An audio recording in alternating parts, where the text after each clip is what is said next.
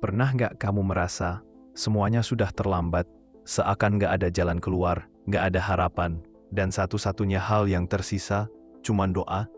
Itulah momen yang dialami seorang nabi besar, Nabi Yunus alaihi salam, seorang utusan Allah yang pernah berada di titik paling gelap dalam hidupnya, bukan hanya secara batin, tapi juga secara harfiah.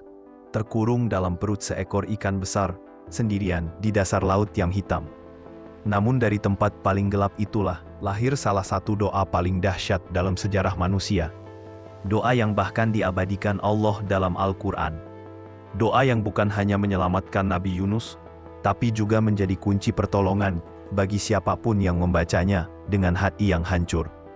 Nabi Yunus diutus kepada kaumnya di Ninawa. Mereka menolak dakwahnya, mencemoohnya, menolak ajaran tauhid.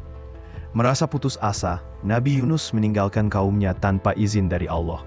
Itulah titik awal ujian besar. Di tengah laut, kapal yang ditumpanginya diterjang badai dahsyat. Orang-orang di kapal tahu, badai itu bukan sembarang badai. Mereka mengundi siapa yang harus dilempar ke laut, dan nama Nabi Yunuslah yang keluar. Bayangkan, seorang nabi dilempar ke laut di tengah malam, lalu ditelan ikan besar, hidup-hidup. Tapi di dalam kegelapan perut ikan, Nabi Yunus sadar, ini bukan akhir.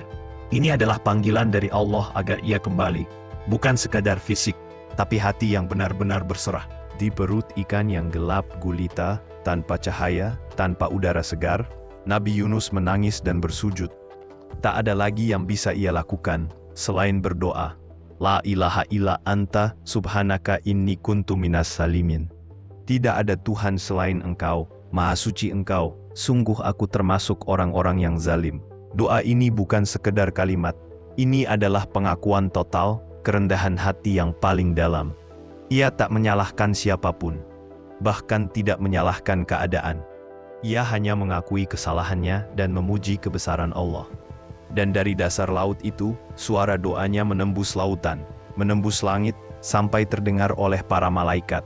Allah pun berfirman, maka kami kabulkan doanya, dan kami selamatkan dia dari kesusahan.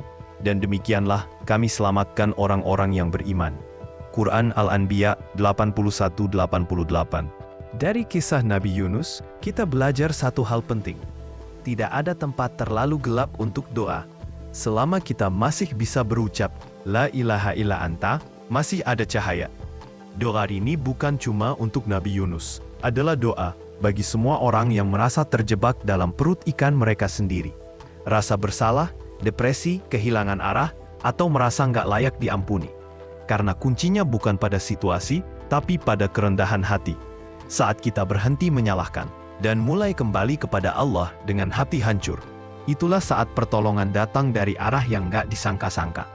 Jadi, kapanpun kamu merasa gelap, ucapkanlah doa ini, dengan hati yang penuh harap, karena Allah Maha mendengar.